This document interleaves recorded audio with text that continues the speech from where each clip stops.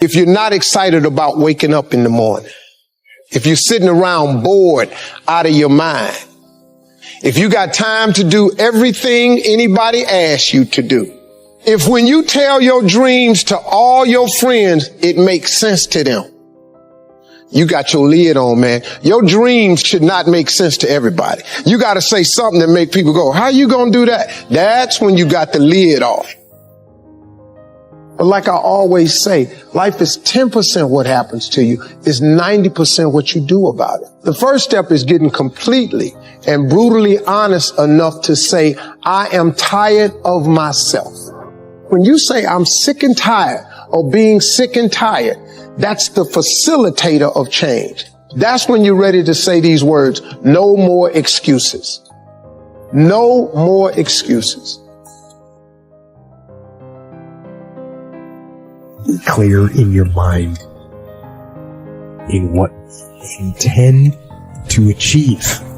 Know what you are going to do. That doesn't seem like too much to ask. Certainly in war. And you wouldn't think it would be too much for people to ask in their lives either. Their precious lives, as precious as these 58,000 that died in Vietnam. Heroes. But how often do we see people going through their lives without knowing what they are trying to do, without having any intent, without having a clear mission? I'm talking on an individual level. As a person, people go through their lives without knowing what it is they want to do, what they want to accomplish. So know what your mission is.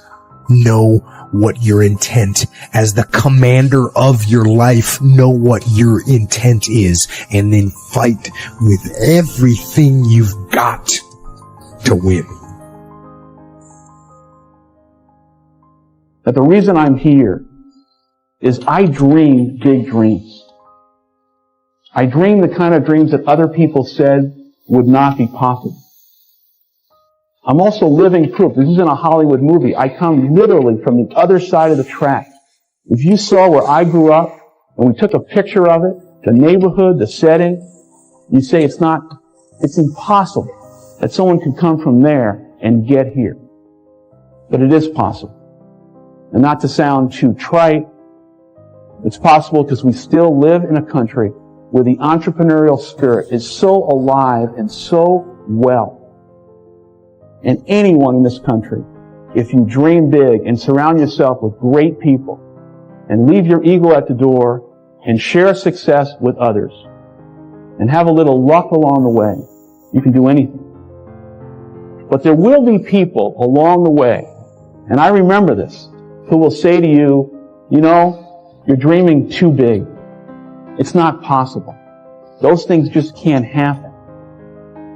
Don't allow anyone, friend, family, acquaintance, teachers, whoever it is, don't allow anyone to tell you that what you are dreaming for yourself and your family is not possible. It is possible.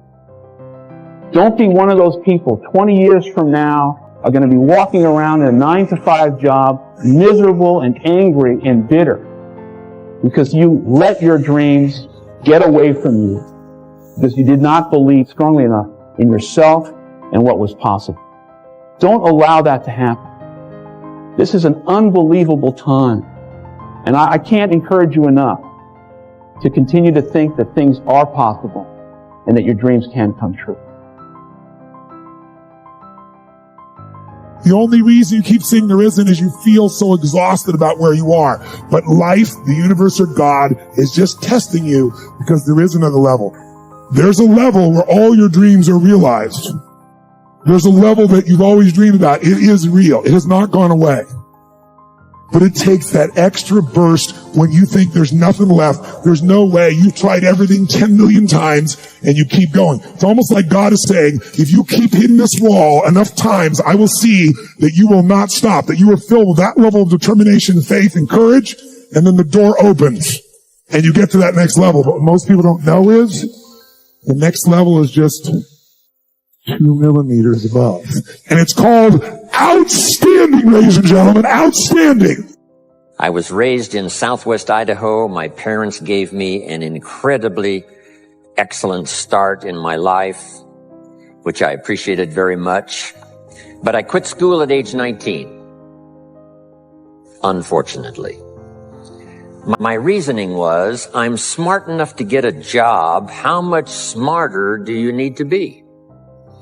And with that shallow thinking, I quit school, age 19, and got a job, went to work. A little while later, got married, started a little family, and I'm struggling and, trying to do my best. But it seems like each year I'm falling just a little bit further behind. Finally, age 25. The climax of my sort of, weariness with where I was, not doing as well as I thought I should. I hear a knock on my door, and I happen to be home alone. When I opened the door, there was a little Girl Scout about this tall selling Girl Scout cookies. And she gave me the finest sales presentation I've ever heard. Girl Scouts around the world, no better organization. And we've got these cookies, only $2, several flavors. And with a big smile, she very politely asked me to buy. No problem. I wanted to buy. Big problem. I haven't got $2 in my pocket. Now, I'm a grown man. I live in America. I've been to 1 year of college. I'm married. I've got a family. And I don't have $2 in my pocket. And I didn't want to tell her that. So I did what I thought was next best. I lied to her. I said, hey, look, I've already bought lots of Girl Scout cookies. I've still got plenty in the house that we haven't eaten yet. And she said, oh, that's wonderful. Thank you very much. And she leaves. When she leaves, I say to myself, I don't want to live like this anymore. I mean, how low can you get lying to a Girl Scout? That's about as low as you can go. But I promised myself that day I was going to start my search of finding opportunity, finding somebody who could teach me, coach me on doing much better for myself and for my family and for my future. And shortly after that, I met a most extraordinary man, very wealthy, but a friend of mine said, you've got to meet this man. He's rich, but he's easy to talk to. He's got a unique philosophy of business and life. And the more he told me about this man, the more I said, I've got to meet this guy. And shortly after that, I had a chance to meet him. Sure enough, when I met him, I was impressed. Obviously, he was rich, but he was friendly and easy to talk to. And I said to myself, if I could just get around someone like him, and if he would coach me, I would be willing to learn anything. I'd love to be like him. Well, my good fortune was he invited me to join his company, and over the next 5 years, my dream came true. He coached me and taught me how to turn my life from pennies to fortune. And he's not alive anymore, but I'd like to pay tribute to him one more time, Mr. Earl Schoaf, for the dramatic impact he had on my life, especially during that 5-year period. And so my whole life turned around. I made my fortune by the time I was 32, starting at age 25. And some of the ideas that I want to share with you today came from that 5-year experience. I started going to work earlier. I started being the last one to leave there. I started working harder than anybody else. The other guys could not. Why would you work so hard, Les? I said, I'm not working for them. I have been cheating, Bert, I thought.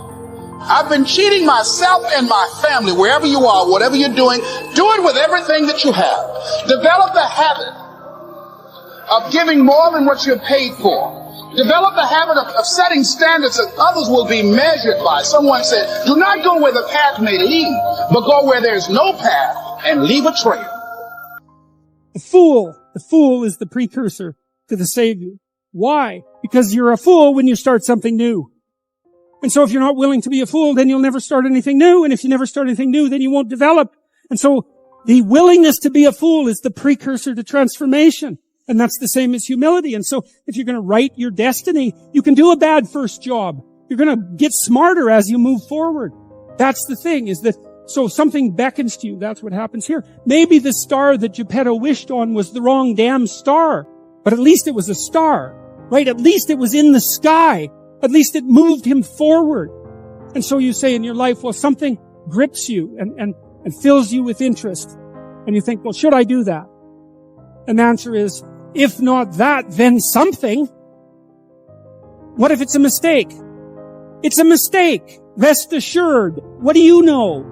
You're going to stumble around, right? And what's going to happen is this. You're going to move you're going to not stay in stasis. You're not going to wander around in circles. And I see people like that. They said, well, I never knew what to do, and now I'm 40.